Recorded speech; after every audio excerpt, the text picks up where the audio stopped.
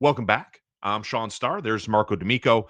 Let's get into the NHL draft board and how we think maybe a team or two could do something off kilter, saying, whoa, where'd that pick come from? And how that impacts the Montreal Canadiens. For those unfamiliar, the Montreal Canadiens, I hate saying unfamiliar. You're watching an exclusive Montreal Canadiens YouTube channel. I think you're familiar. Montreal will pick 16 and 17 in the first round coming up at the end of the month.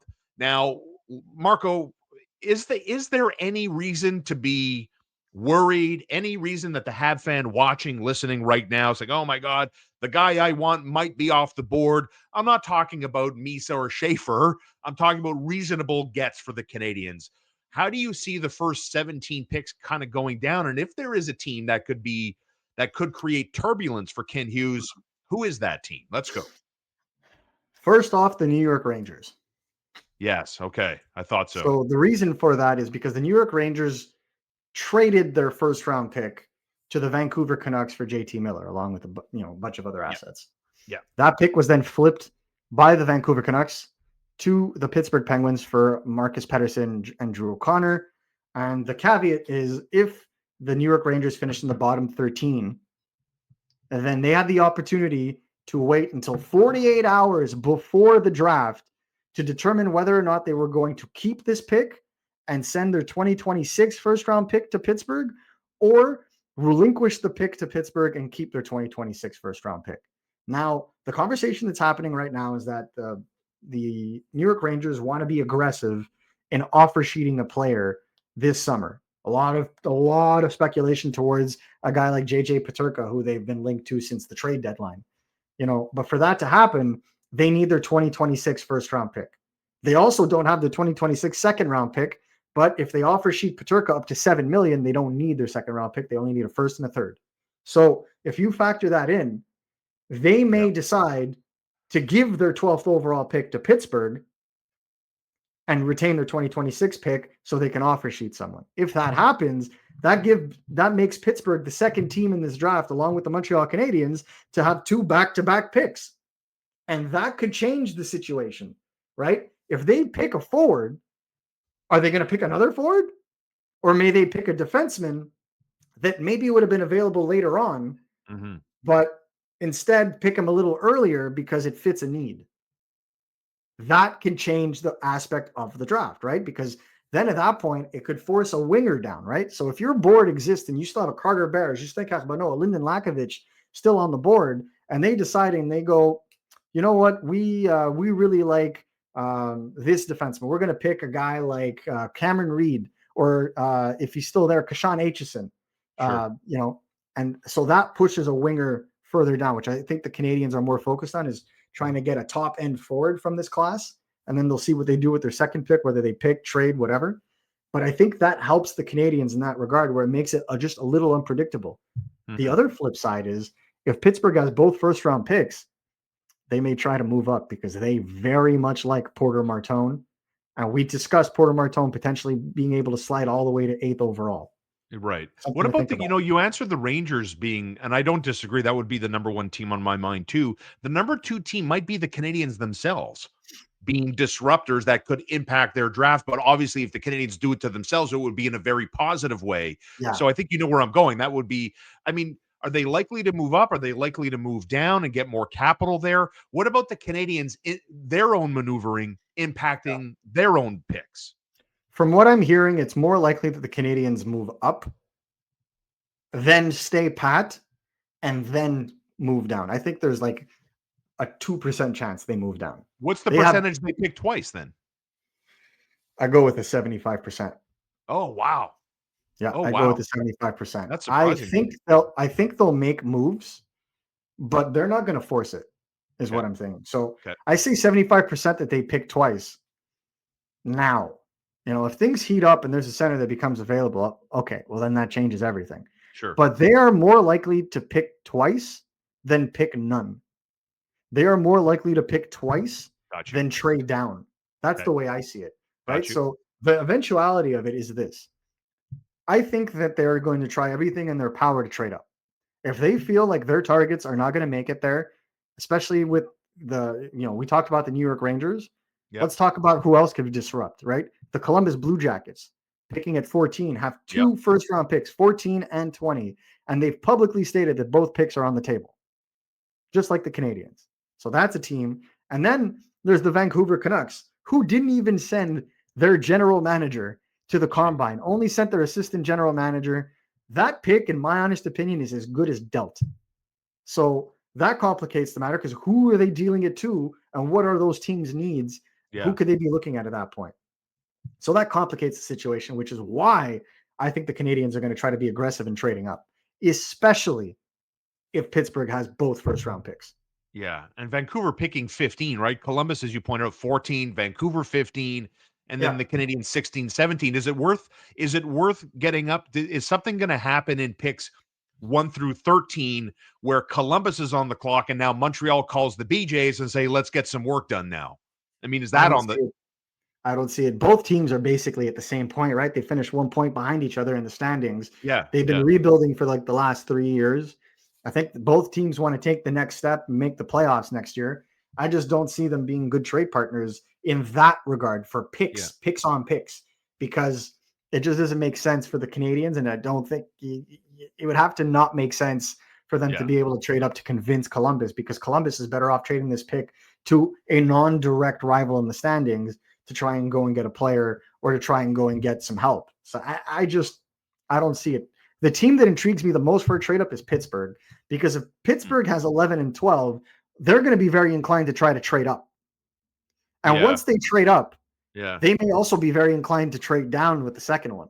Interesting. Right? Because you got your top piece. And then if you trade down, you could recoup assets that you would have used to trade up anyway. Fair. Does the Fenway Mario Lemieux storyline that emerged last week, does that impact spending, trading? Does that impact hockey ops whatsoever? If you're unfamiliar with the story, very quickly, Fenway Sports bought the Pittsburgh Penguins. Now they're interested in dumping a huge chunk, if not all of it. And it appears that Mario Lemieux and his partners are ready to jump in and once again, air quotes, save the day in Pittsburgh. Is this the third time Mario has saved that franchise? But anyways, does that impact draft strategy, draft maneuverability at all? I think they're going to be more aggressive to try and get an elite player that can fit into their lineup right now. I think the worst thing that happened to Pittsburgh was the fact that they had to slide 2 spots after the draft lottery. They were 9th overall and they've slid to 11th. In 9th overall, they were right in that Radim Murtka, Roger McQueen territory. And the fact that they're very much still interested in those players leads me to believe that they're going to try to trade up. So when you look at them, you look at some of the teams that are going to be, considering or allowing themselves to trade down. Maybe a team like Seattle could be convinced, for example, to trade up. They move up to 8th overall, pick a Martone, a Murtka, one of those guys. And then their 12th overall pick, because it's probably going to cost them, a first round pick and then some to move from 11 to 8. Well, then they may be able to recoup their second round pick with the Montreal Canadiens own from the Jeff Petrie trade, 41st overall, by trading down with the Canadiens to go from 12 to 16. Let me ask you this question here. I'm going to bring a boat and a lake into the conversation. I love What boats. if we were spending time up north as it relates to this NHL draft? What are we embarking on? Am I putting on a seatbelt and a life jacket because I'm going in a cigarette boat? Or am I going on a pontoon with a cooler full of White Claws and sandwiches, and we're just cruising on the lake without a life jacket on at cruising speed here? What analogy fits the draft here? Cigarette boat, life jacket, hold on for dear life, or pontoon cruising on Sunday? Okay, so you're asking me if it's going to be running gun or if it's going to be boring? Yes. Okay, I'm like, where is he going? All right. So I think the Canadiens are going to do everything in their power to make this the bumpiest boat ride you've seen. Okay, hang on. I got my life jacket. I see it. But I also know how to swim. I don't want to be the type of media personality that's going to say all these things are going to happen and then nothing happens. So I want to contextualize this. Yes. They would like to make bangs, but there are 10 other teams that want to make a bang. I love banging. Yeah. In the draft. So they all want to make these moves. They all want to go out and get these big players, but it is a seller's market. There are not enough teams willing to let go of key impact players right now to make moves.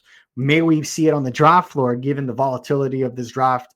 Yes. And I think that's where the Canadiens may be aggressive. They were aggressive last year, right before the draft. They traded up from their spot at 26 to 21 with the LA Kings, cost them a late second and a 7th-round pick to move up 5 spots. When you're at where the Canadiens are right now, if you want to move up 3-4 spots, it's going to cost you a 2nd-round pick. 41st overall is the pick they got from the Pittsburgh Penguins. That's probably what it's going to take to move into that range. I don't know that 49th is enough. You need to be in that first 15, the first 10 picks of the second round to warrant moving 4 spots in that range. So I could see that. I could see them trading their second first-round pick in a move to help their roster today and for the foreseeable future. I could see that. What I don't see is them trading both those picks out of the draft. You may see them trade up for one and trade out for the other, but I do not see them trading both for a player today. So please put the Sidney Crosby rumors to the side. That's not happening, especially with Mario Lemieux trying to buy that team. He's going to want, and Crosby's going to want to do the exact same thing that Mario did when they came back from the lockout, which is shepherd in the new generation and then go out into the sunset. So Mario's trading. That's what Mario's not trading Sid. Mario is not going to allow. Oh, he's putting Crosby back in his basement like the good old days again. That's the next move, Sidney Crosby. He's moving to Mario's basement. He's gonna have Jaromir Jagr come back to help him tie him down. Anyway, so I don't think that's happening. I don't think you're trading for 2 first-round picks and then some for an insert former top 5 pick in last 5 drafts that plays at center. I don't think that's happening. I think the Canadiens are going to try to continue to build this sustainably, and they're going to try to be aggressive. And I would be lying to you if I said they weren't trying, because they've been aggressive at every single other draft. And it isn't going to change this year because Ken Hughes is on record in saying this is going to be the most important summer. Let me ask you this question. We're going to end on this. Pittsburgh calls. I don't even want to do this. I'm embarrassed to even ask you this question. I swear to God, if it's a Crosby trade proposal, I'm walking. It is. It's a Crosby. Here we go. You ready? You're 2 firsts and Juraj Slafkovsky for Sidney Crosby. No. No. Who says no? Montreal. Pittsburgh says yes? I don't think. Well, let's go with who is Pittsburgh here. Are you talking about Kyle Dubas? Yes, of course. Yeah. Management as intact. Yeah. If you're Kyle Dubas, you take that. I agreed. I agree with you. But the reason I say this is Sidney Crosby has a no movement clause. Yes. He is going to pick his spot, and that's it. Everybody laughing at the Boston Bruins because they only got a first-round pick for trading Brad Marchand to Florida. Brad Marchand picked his spot. He wanted to go to Florida, and they acquiesced. He didn't have a clause that made them have to do it. He had a partial no trade. Sidney Crosby has a no movement clause. He will pick his spot, and they will have absolutely zero leverage. I'm sorry for asking the question. I had to ask the question. Never going to happen, but the question got. Fans are going to keep yelling at me that I'm not down for it. Guys, like, I grew up next to the Crosbys in the summer in Halifax. One of the most loyal families you'll ever see. I know he grew up a Habs fan, but legacy is so far more important to the Crosbys and Sidney Crosby himself than to chase a 4th cup. If he hadn't won a cup, if he had not won a cup, I would understand all of this. But he has, and what's more important to him is being a Penguin for life. And that I have on very good authority. I love it. I want to be a Penguin for life. Marco D'Amico, RG Media. Thank you, sir. Appreciate all the content as always. I hope you all enjoy this with fresh content on the daily right here on youtube.com. Marco, have a great week. Thanks again.